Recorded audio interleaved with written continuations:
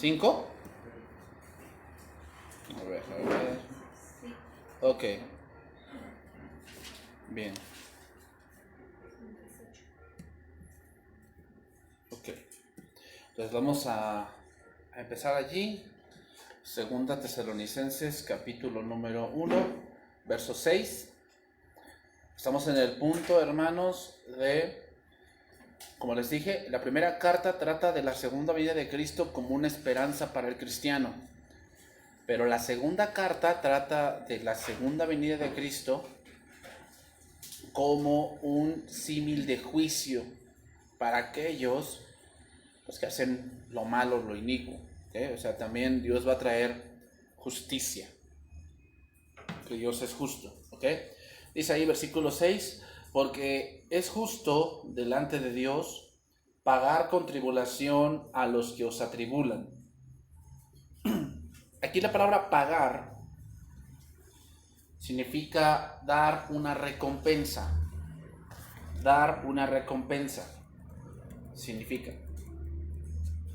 Entonces, así como el juicio de Dios sirve para perfeccionar a los creyentes, otra función es retribuir a los impíos.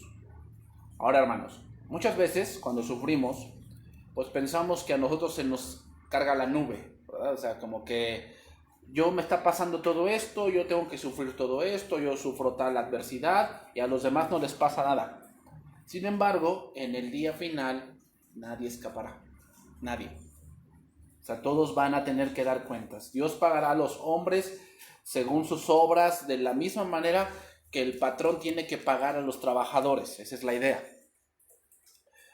Ahora, a través de la palabra de Dios, hermanos, vemos el justo juicio de Dios. Te voy a mencionar algunas cosas donde se ve el justo juicio de Dios. Uno de ellos, el huerto del Edén. Ahí hubo un juicio, que Dios los expulsó.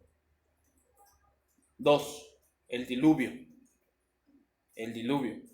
Otro juicio de Dios.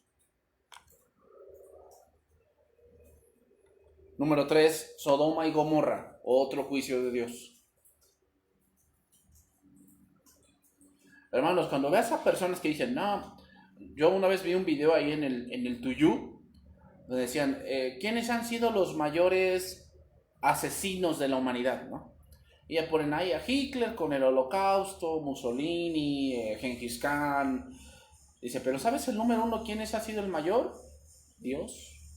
Pone ahí Dios. Y ponen, en el diluvio mató a tantos. Y la gente que piensa de esa manera ignora esta parte. ¿Cuál? La justicia de Dios. Ignora esa parte. Otro punto de juicio, Nadab y Abiú, ¿te acuerdas? Borrachos, dice que ofrecieron fuego extraño, dice que salió fuego del tabernáculo y los consumió. Otro, la contradicción de Coré, ¿te acuerdas de ese juicio también? Se abrió la tierra y los tragó vivos. Otro, la destrucción de los pueblos cananeos. Dicen, ay, ¿por qué Dios permite que, que mate a todos menos a los niños? Y podríamos explicar muchas cosas sobre esa parte, ¿ok? De por qué los niños también los mataba a Dios.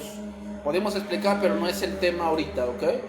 Pero lo que debemos de entender es que Dios es justo, hermanos. El problema es que mucha gente no conoce la justicia de Dios, sino la del hombre, y no hay punto de comparación entre la justicia humana y la justicia de Dios. No hay nada en comparación, o sea, es un gran abismo. La acción de Dios, hermanos, de permitir que su pueblo sea perseguido y de permitir la existencia de sus perseguidores, tenía un doble propósito. Tenía un doble propósito, te los voy a decir. Número 1, poner a prueba. Entonces, la acción de permitir que su pueblo sea perseguido tenía un doble propósito. Número 1, poner a prueba la aptitud de su pueblo para el gobierno.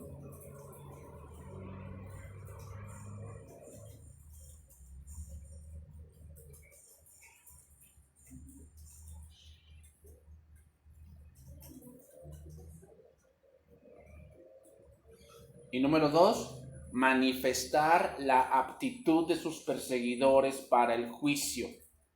Es decir, con la actitud de los perseguidores estaban dando el punto de referencia del por qué serían juzgados.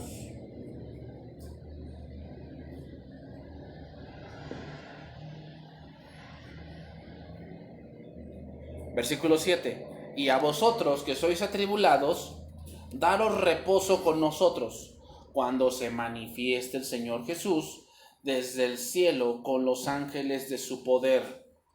Aquí la palabra reposo no es el sábado, No es el sábado. Aquí reposo significa alivio. ¿Ahora a qué reposo se refiere?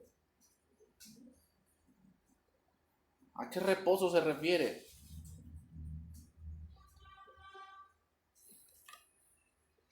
Hermanos, yo esta semana entendí algo importante, pero te voy a decir esto. Cuando un hombre quiere regresar a la ley, ¿sabes qué está negando? La resurrección de Cristo. Es en la resurrección de Cristo donde la palabra de Dios tiene poder. ¿Tú te has preguntado por qué el Evangelio tiene ese poder de transformar? Que no es como el Quijote, los libros de Harry Potter, los libros de Narnia, Bajo la misma estrella, todos esos libros que son muchas veces literatura basura, y otros que son libros muy reconocidos. ¿Cuál es la diferencia entre esos libros y la Biblia? Dices, bueno, es que es la palabra de Dios. Bueno, la pregunta sería, ¿por qué la palabra de Dios tiene ese poder transformador? ¿Por qué cuando tú lo lees hay algo que te transforma, que hay libertad? ¿Por qué? Porque Cristo resucitó.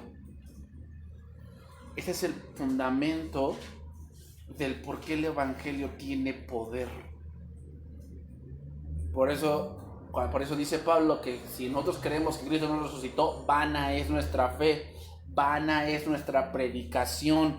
Aún estamos muertos en nuestros pecados y somos los más dignos de lástima. ¿Por qué? Porque el Evangelio tiene poder porque Cristo resucitó. Entonces, cuando nosotros desechamos el Evangelio y nos regresamos a la ley, estamos negando que Cristo resucitó.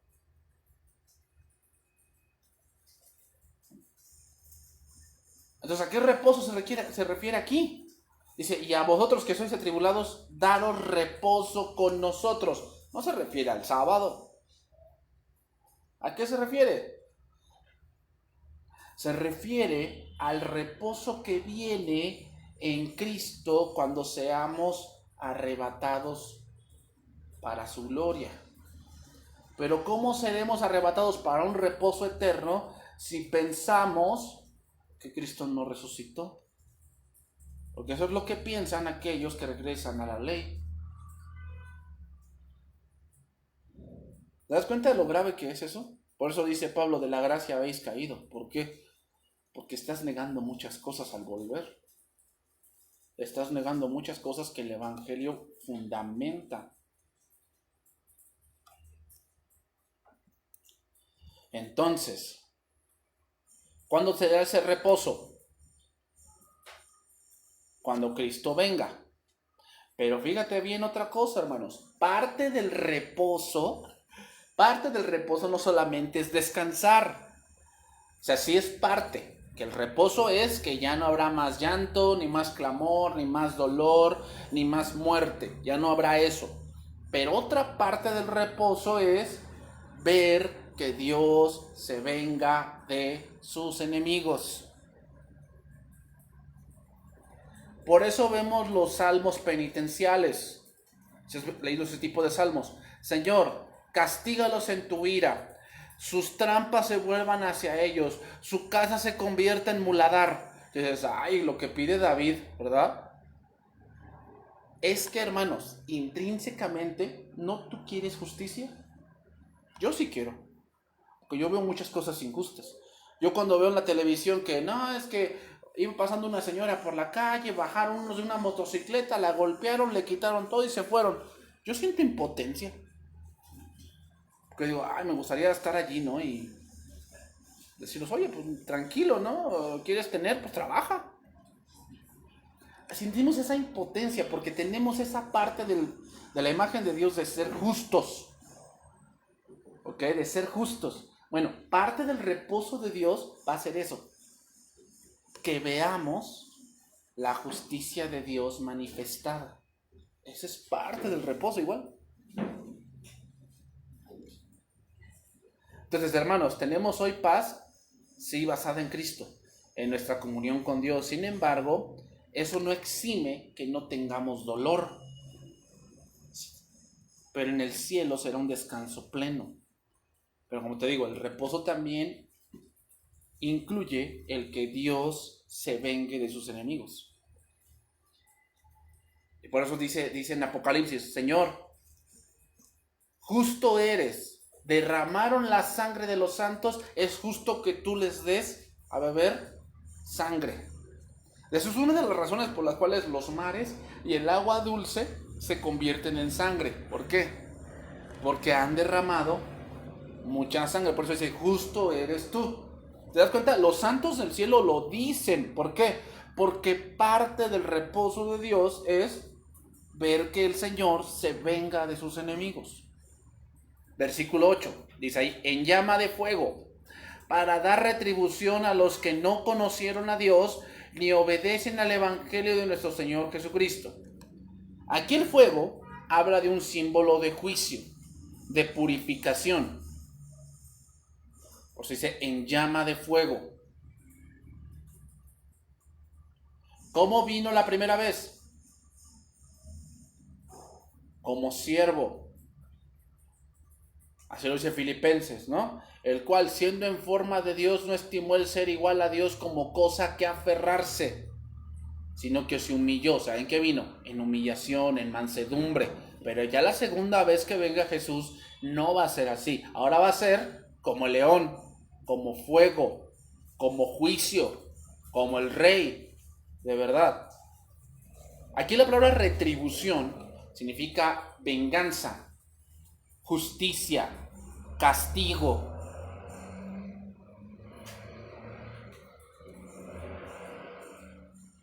Así lo dice Romanos 2:5. Pero por tu dureza y por tu corazón no arrepentido, atesoras para ti mismo ira para el día de la ira y de la revelación del justo juicio de Dios, el cual pagará a cada uno conforme a sus obras. Vida eterna a los que perseverando en bien hacer buscan gloria y honra e inmortalidad. Pero ira y enojo a los que son contenciosos y no obedecen a la verdad, sino que obedecen a la injusticia. Tribulación y angustia sobre todo ser humano que hace lo malo, al judío primeramente y también al griego, pero gloria y honra y paz a todo el que hace lo bueno, al judío primeramente y también al griego, porque no hay acepción de personas para con Dios. Entonces, es el mismo hombre el que atesora para recibir más adelante de parte de Dios.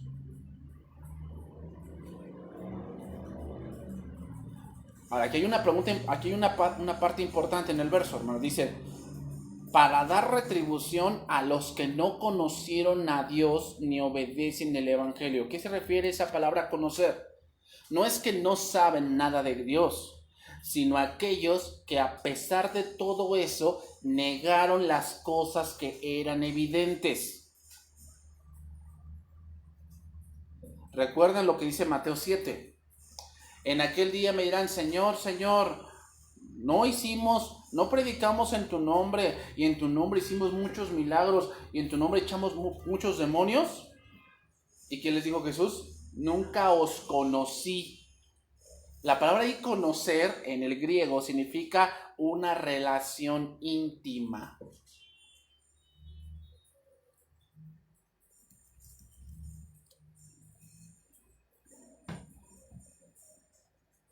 Romanos 1 también lo dice, ¿no? Pues habiendo conocido a Dios, no le glorificaron como a Dios ni le dieron gracias, sino que se envanecieron en sus razonamientos y su necio corazón fuente, o sea, sí conocen de Dios en el punto, recuerden que hay dos revelaciones, la revelación general y la revelación especial. La revelación general es lo que vemos de la creación, todo lo que vemos, todas las cosas que suceden, los fenómenos naturales, todo eso hacen ver que hay un Dios. El universo mismo hace ver que hay un Dios. Entonces la gente sí conoce, pero lo que pasa es que se envanecen. O sea, dice el necio en su corazón, no hay Dios. O sea, ellos mismos se envanecen. No es que no conocieron a Dios. O sea, sí conocen de Dios en el sentido de que saben que hay un Dios, pero no quieren tener una intimidad con Él. Por eso entonces quiere decir que se envanecieron. Se hicieron crueles. Se hicieron necios. Entonces el pago de Dios a estas personas no es solo porque persiguieron a los cristianos. No, no es solamente por eso, sino más bien porque prefirieron las tinieblas antes que la luz.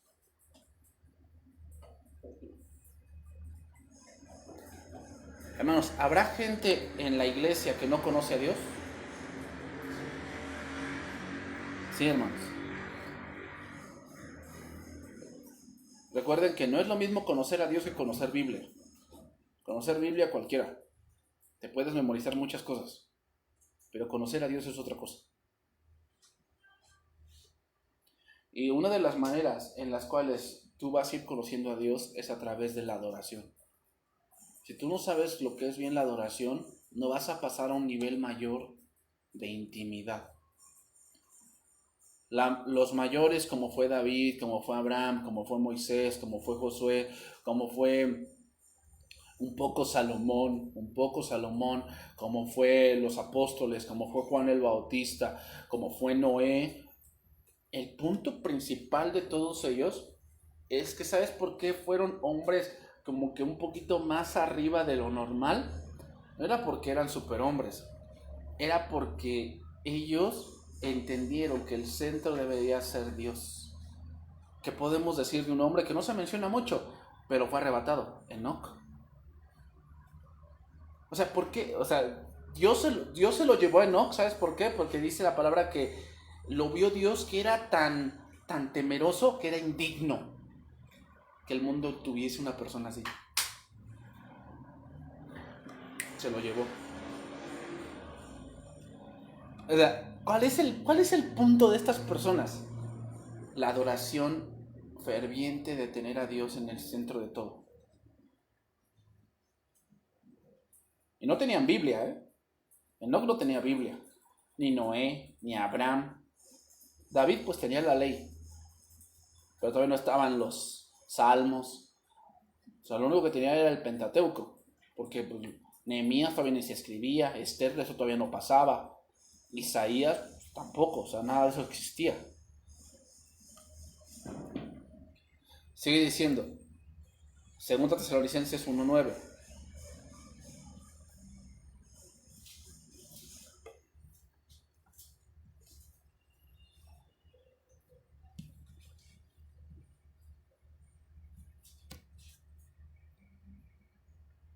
Permítame tantito. Ok. Los cuales sufrirán pena de eterna perdición, excluidos de la presencia del Señor y de la gloria de su poder. ¿Qué será lo más terrible, hermanos, en este caso, de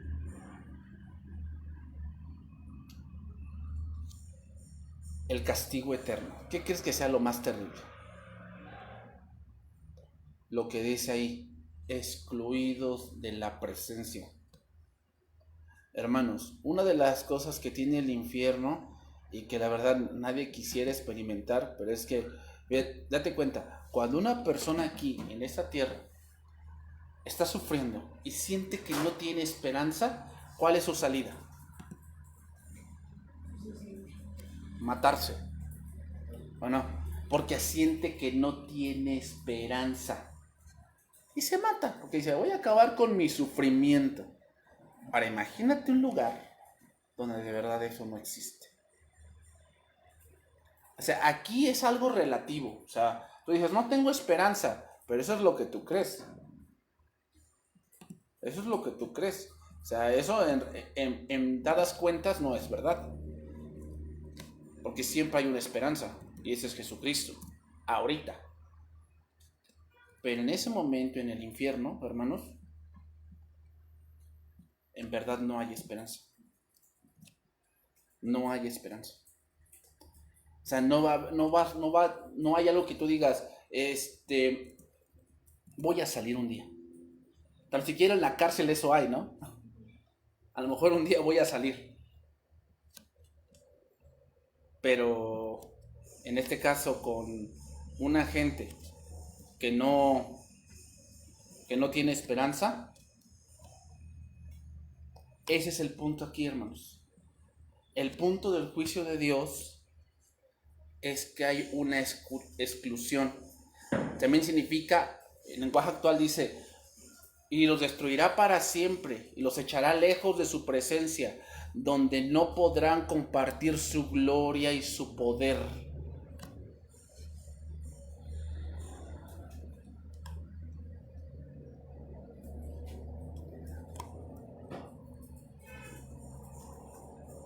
Entonces, ¿qué va a ser lo más traumático, hermanos, del punto dado de que, o del infierno, del lago de fuego? ¿Cuál va a ser lo más traumático? Lo más traumático va a ser que no hay esperanza. Se acabó.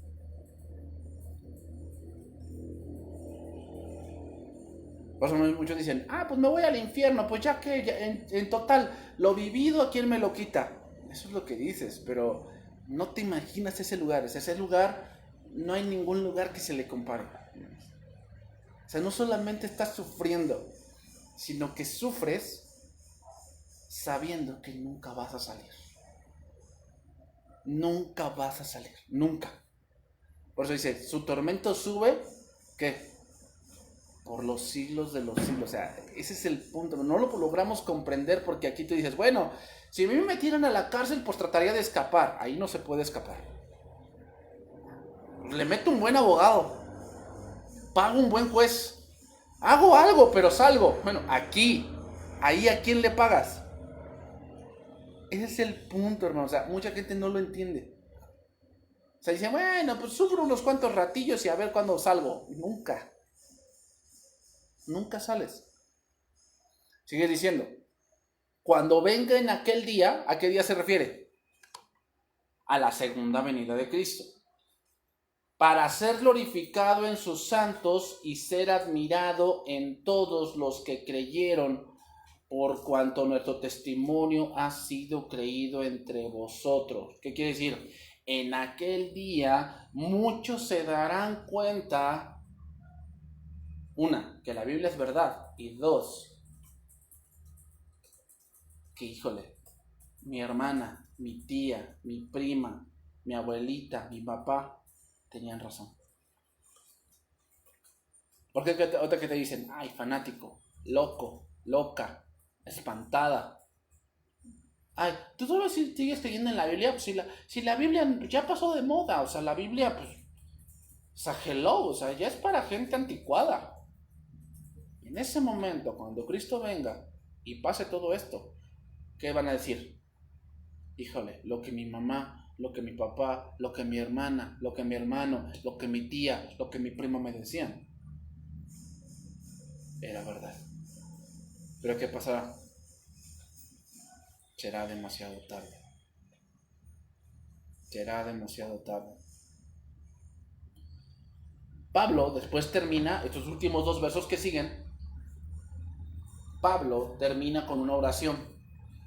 Por lo cual asimismo oramos siempre por vosotros, para que nuestro Dios os tenga por dignos de su llamamiento, y cumpla todo propósito de bondad y toda obra de fe con su poder, para que el nombre de nuestro Señor Jesucristo sea glorificado en vosotros, y vosotros en Él, por la gracia de nuestro Dios y del Señor Jesucristo. Pablo hace una oración por esta iglesia, ¿para qué? Para que lleguen al propósito por el cual están siendo atribulados. Quiero que se den cuenta de la oración, hermanos. Pablo no está orando porque se los quite. Porque, a ver, entonces aquí entendemos algo. Cuando un hermano te diga, hermano, estoy siendo atribulado, ora por mí, ¿qué vas a orar?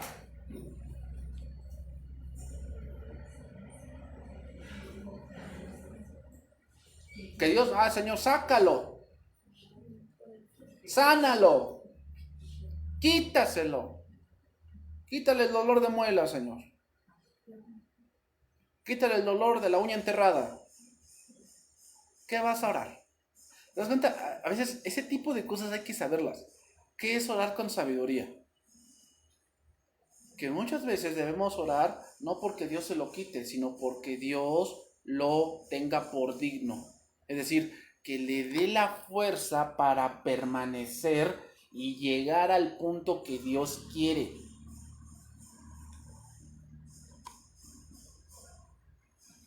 Y esto es muy importante, hermanos, muy importante.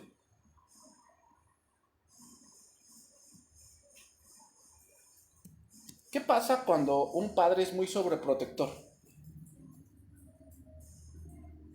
Detienes mucho de la madurez de tu hijo.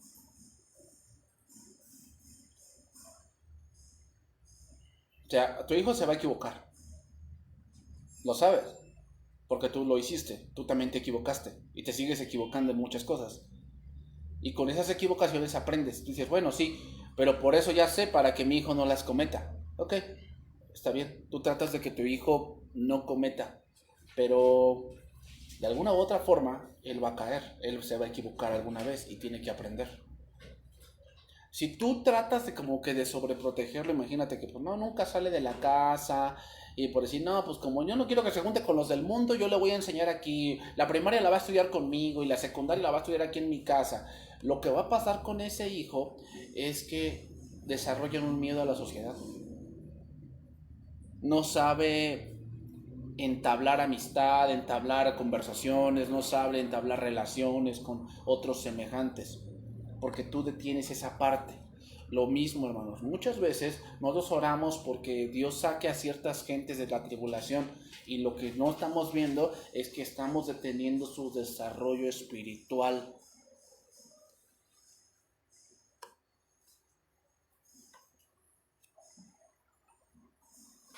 Entonces, hermanos, es necesario muchas veces que pasemos por ciertas cosas. Y tenemos que orar por esa gente para que no flaquee, para que no se vaya.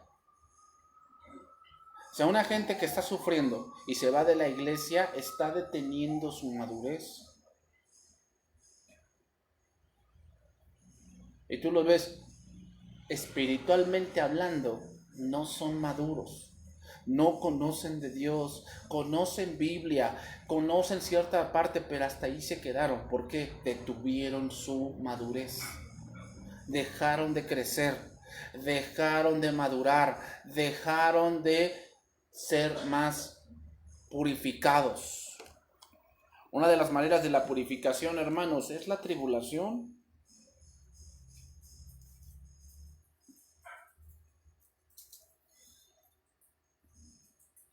Dice el versículo 12, para que en el nombre del Señor Jesucristo sea glorificado. ¿Cómo va a ser glorificado? Cuando tú salgas de esa prueba y sales, ¿cómo? Fortalecido. Que tú eres un testimonio vivo de lo que es tener fe. No sé si te ha pasado a ti, pero yo he visto a gente que ha dicho, no, hermano, yo creo que si yo hubiera pasado por lo tuyo, yo no hubiera pasado esa prueba. Y en eso es glorificado Cristo.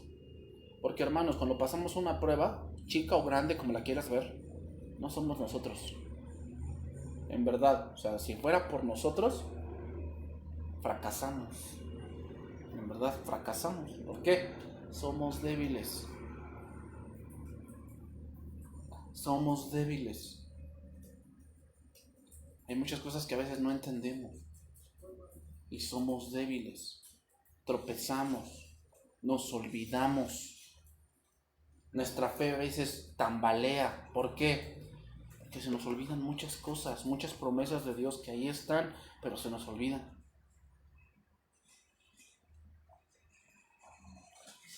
Pues quiero que se den cuenta cómo ora Pablo. Pablo no está orando porque Dios les quite la tribulación. Está orando porque ellos se mantengan firmes hasta el final.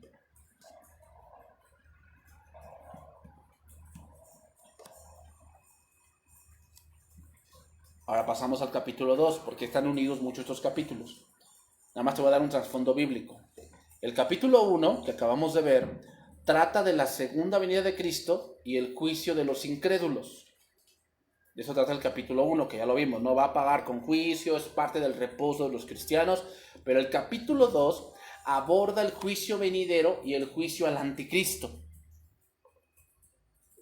Aquí encontramos una descripción más detallada de lo que va a ser el anticristo, hermanos.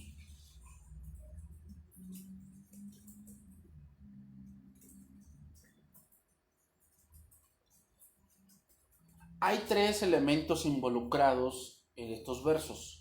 3 elementos. Número 1, los hechos del contexto de ese momento. Recuerden, otra vez se los voy a repetir. Recuerden que la carta a los tesalonicenses era por el motivo de que estaban pasando tribulación y muchos ya pensaban que estaban en la gran tribulación y que por eso estaban sufriendo. Entonces, ¿qué pasó con Cristo? ¿Por qué no viene? Entonces Pablo aquí les va a explicar en el capítulo 2 que no es la gran tribulación, porque antes de que pasen todo eso debe manifestarse la apostasía. Número 2, los eventos futuros antes de la segunda venida de Cristo. Los eventos futuros antes de la segunda venida de Cristo.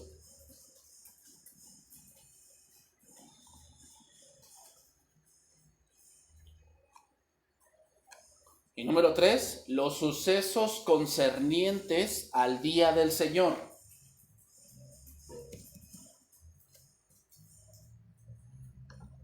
Entonces seguimos ahí. Segunda Tesalonicenses 2:1.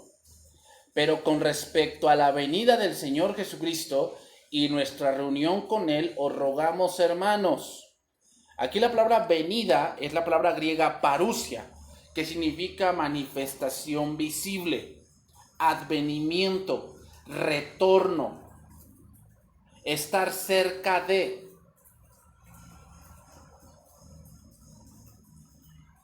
La palabra parousia en el griego se utilizaba, hermanos, cuando había una visita imperial. Se utilizaba para eso parousia.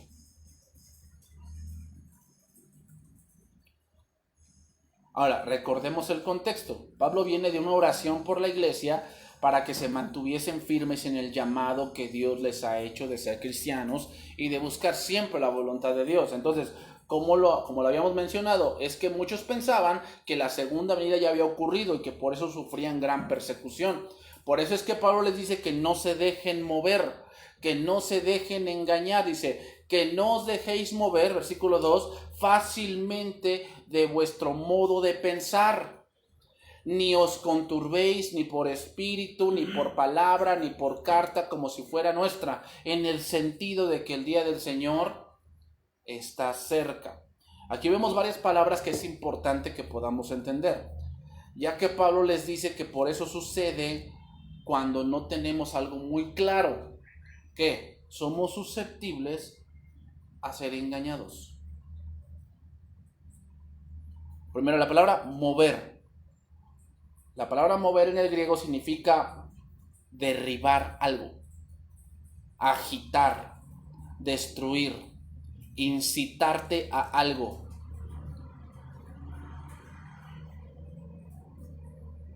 Es decir, es una duda tan fuerte, hermanos, que empiezas a entrar en preocupación. Que te empieza a hacer pensar que si de verdad estás en la verdad. Eso significa no te dejes mover. Hermano, ten cuidado porque cuando alguien ya te metió una duda, ya empiezas a perder la pelea. Bueno, ya empiezas a tener duda. Cuando sientas eso, de que empiezas a tener dudas de que alguien te dijo, no, es que ¿no has leído en la Biblia que dice esto y esto y esto? O sea, eso lo dice y así esto. Si tú tienes dudas, lo que tienes que hacer es ir y orar. Y decirle, Señor, enséñame porque tengo dudas. Y no quiere decir que porque tenga dudas no estoy en la verdad. Pero no debes dejarte mover fácilmente. Debes estar muy cimentado en lo que tú crees. Debes de estar cimentado en lo que tú crees. El punto de abandonar a Cristo, hermanos, abandonar la gracia, abandonar la fe, abandonar a Dios mismo, empieza en la mente. Ahí empieza, en la mente, hermanos. Las dudas empiezan en la mente. Entonces debemos estar siempre bien certeros de lo que estoy creyendo, de lo que está en las Escrituras, hermanos. Seguimos allí. Otra palabra. La palabra conturbéis. Aquí la palabra conturbéis significa estar aterrado.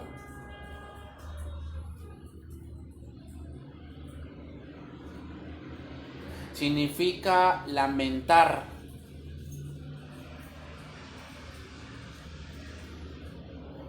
Aquí la palabra griega, hermanos, hace referencia a quitarte la paz y a que vivas no por fe, sino por miedo, por temor. ¿Y sabes qué? Eso es de la ley. Así lo dice Romanos. Porque ya no tenéis el espíritu de temor.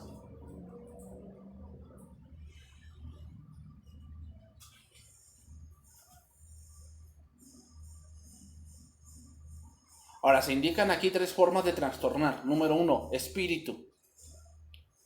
Espíritu. Significa informe de una revelación especial. No os dejéis conturbar ni por espíritu. Significa una revelación especial dada a Pablo. Número 2, ni por palabra. Significa informe de un sermón predicado por Pablo.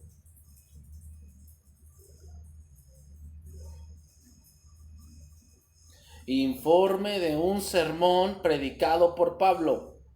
Y número 3, carta, una falsa hoja firmada.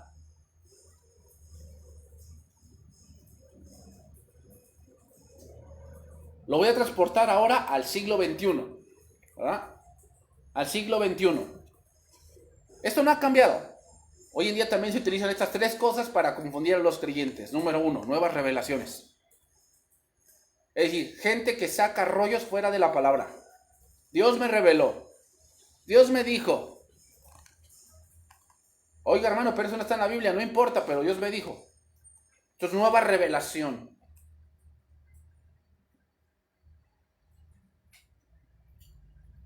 Número 2. Otra cosa que también se saca, lo mismo que anteriormente, nueva enseñanza.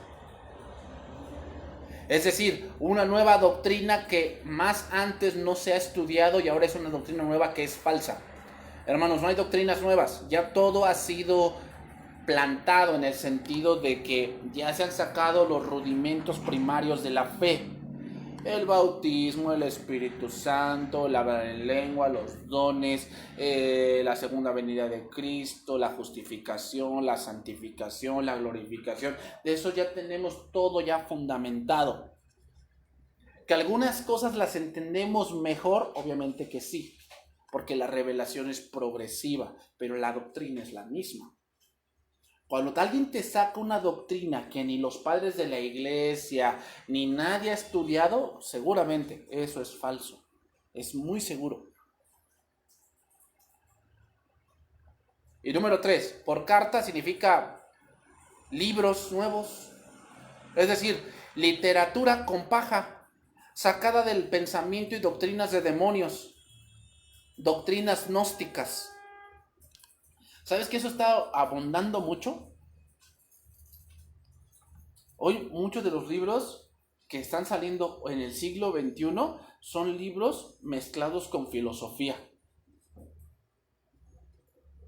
Yo que he leído varios, o sea, a mí me gusta más leer libros más antiguos. Casi los libros nuevos, cuesta mucho leerlos, ¿sabes por qué? Tienen mucha metafísica, tienen mucha cienciología, tienen mucha psicología, tienen mucha filosofía de los asiáticos o mucha filosofía personal, o sea, cada quien a veces tiene su cosmovisión.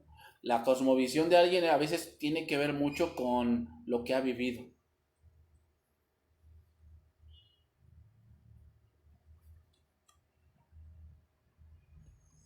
También sabes con qué tiene que ver a veces la cosmovisión de una persona, tiene que ver con el punto económico que tiene.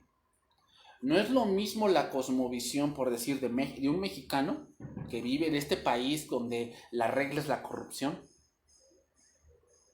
a que tú leas un libro de alguien que vive en Finlandia. Finlandia es el país que según la ONU es el mayor país que tiene el mejor déficit de vida para vivir. Es el país más limpio, que tiene más paz, menos delincuencia, un estatus de vida muy bueno. ¿Cómo sería la cosmovisión de una persona así? Sería diferente. Entonces, ¿cómo va a escribir? Pues de una forma distinta. Ese es el problema, hermanos, con los libros de hoy. Pero muchos dicen, ay, yo compré este libro en la librería. No sabes la bendición. Entonces, bueno, ok, ¿qué trajo de bendición para ti? No, es que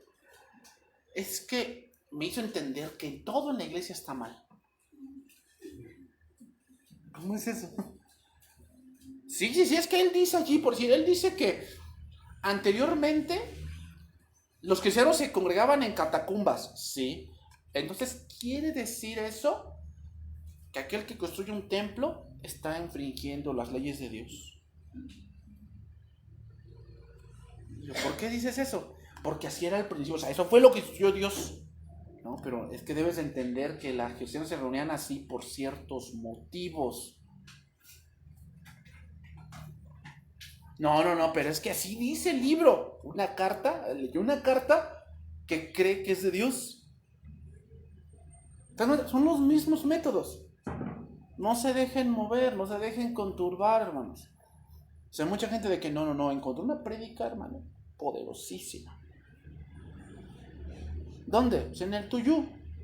Mándamela. Y ya, pues cuando te das cuenta del título, ahí te empiezas a dar cuenta que no. Una de las cosas, yo tomé no es que lo haya tomado. Yo siempre he sido de campamentos. Yo he ido a campamentos desde que tenía 8 años. Y siempre he ido a campamentos. Un campamento en especial que nos hicieron hacer un tema. Ahí fue el primer tema que desarrollé así, formal. Y una de las reglas que era decía, el título del tema casi siempre debe ir conforme a lo que vas a dar. Olvídate de los títulos sensacionistas, todo eso, no. El título casi siempre debe ser sacado del mismo texto. Eso se me grabó muy bien. Y se me grabó muy bien porque ¿sabes qué? O sea, ese tema, como no lo logramos desarrollar bien, nos quedamos hasta la 1 de la mañana. Ya te imaginas varios jóvenes cómo estaban. No, echando pestes de que no, yo vine a un campamento, no vine a un centro militar y cosas así, ¿no? Por mí no había problema, pero aprendí eso.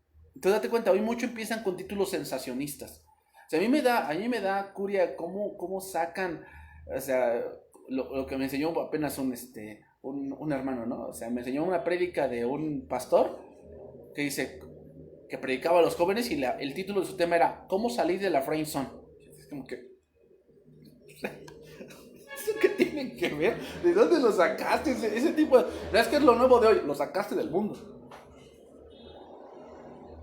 O sea, ¿eso qué? O sea, ¿de qué parte de la escritura lo sacaste? Es que es un título que vende, exactamente. Pero aquí no queremos vender sermones. Aquí queremos transmitir el evangelio. Un amigo que es pastor, que sacó que Dios, que Jesucristo es el ave. Sí. De hecho, hay un bloguero, en internet, yo también lo vi. Y este hombre es un joven como de unos 28, que apenas se casó.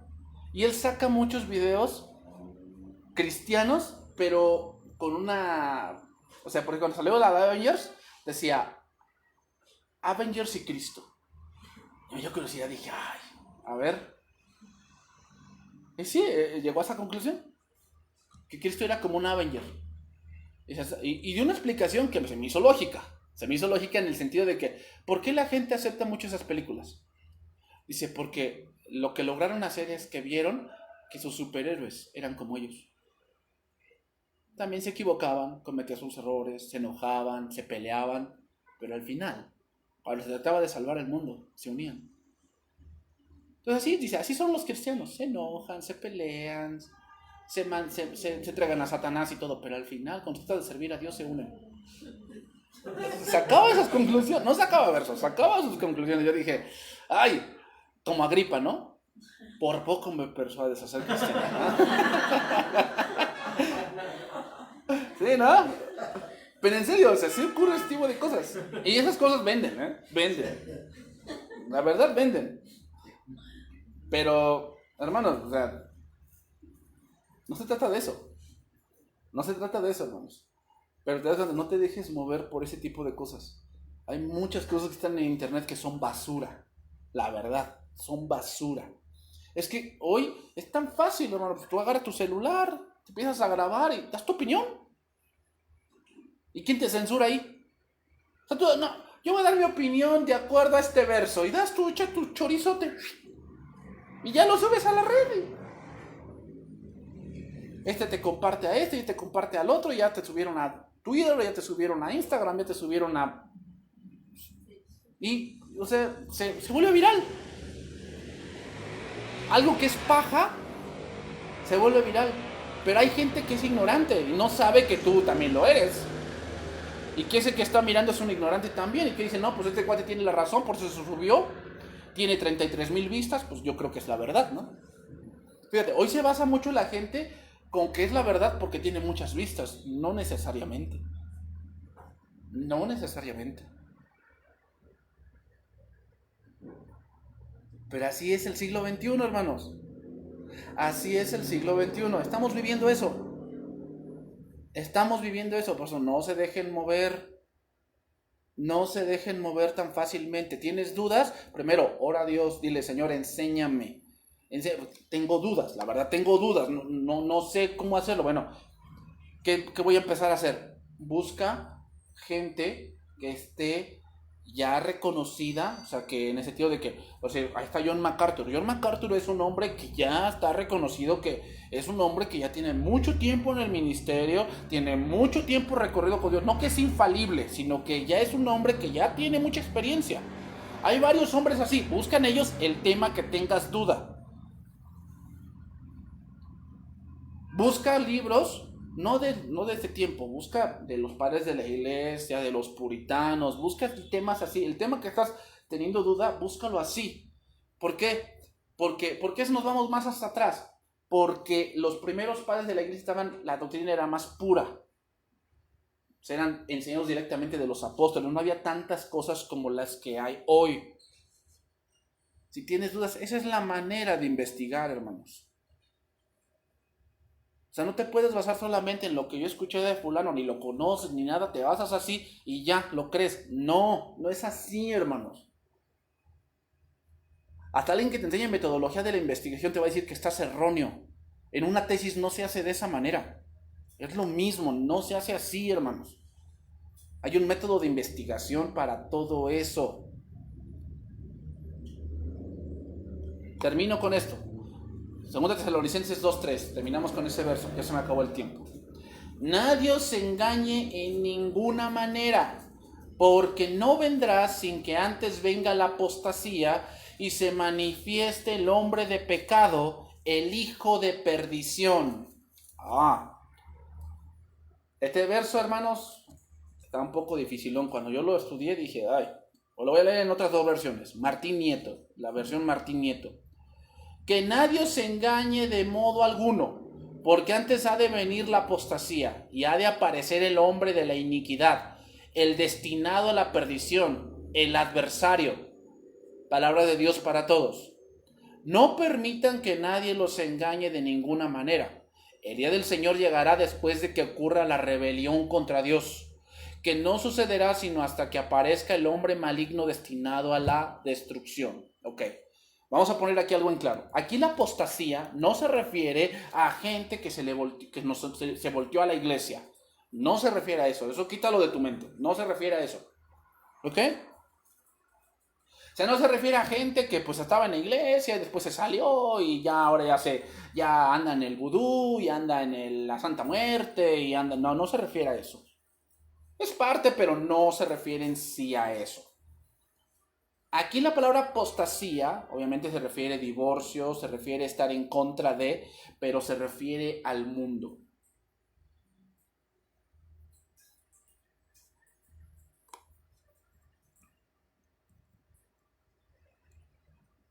Mira, aquí la palabra engañe es interesante. Dice aquí, nadie os engañe.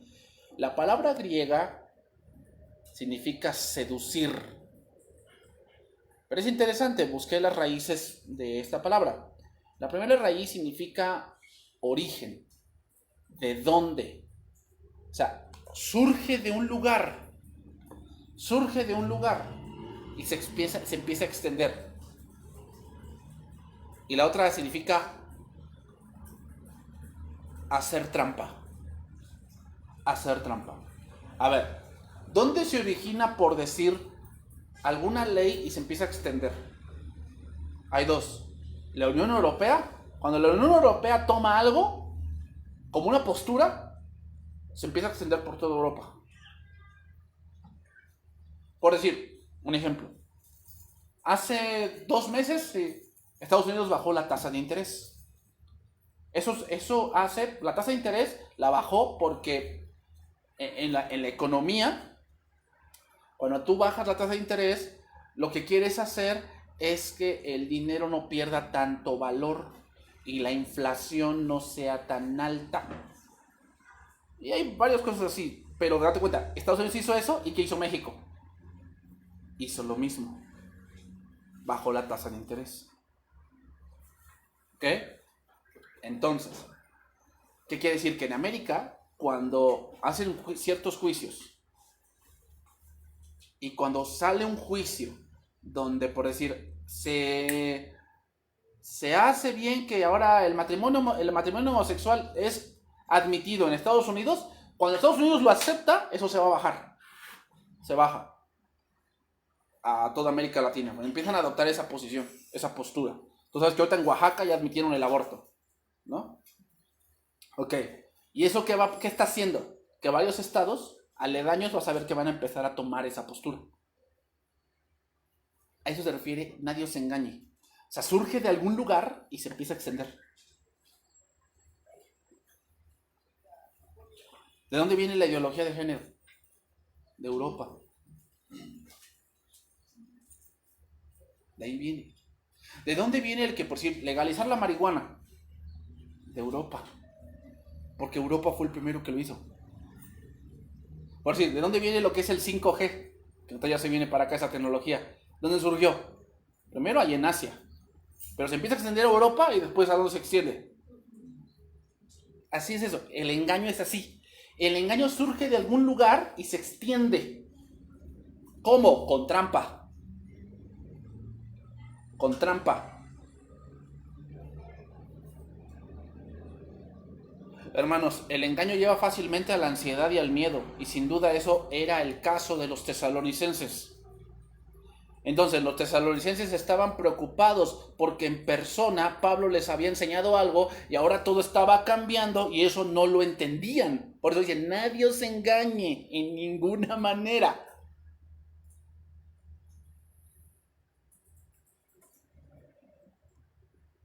Entonces, hermanos, eso es importante de dónde surgió. Por decir, ¿dónde surgió? Y con eso termino. La doctrina de lo que se llama los pentecostales.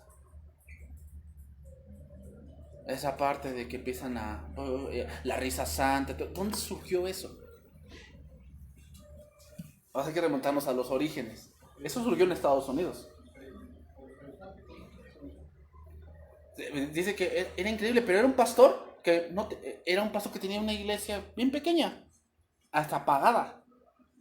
Se cambió de estado, allá en Estados Unidos, y de repente empezó a surgir esta doctrina con él. Y de un momento a otro, de 100, tenía 3000. Estamos hablando de unos 6 meses. ¡Pum! Pero tenía esa doctrina. Entonces, hermanos, a lo que voy es esto. Se origina en un lugar y ¿qué pasa? Se esparce. Pero hay que ver de dónde surgió. Otra doctrina que así ha pasado, ¿sabes cuál es? El dispensacionalismo. Esa doctrina tiene como 80 años. No tiene mucho. No es muy nueva. O sea, no es muy vieja, que digamos. Esa doctrina. Pero surgió en un lugar y se expande. ¿Y qué pasa con lo nuevo?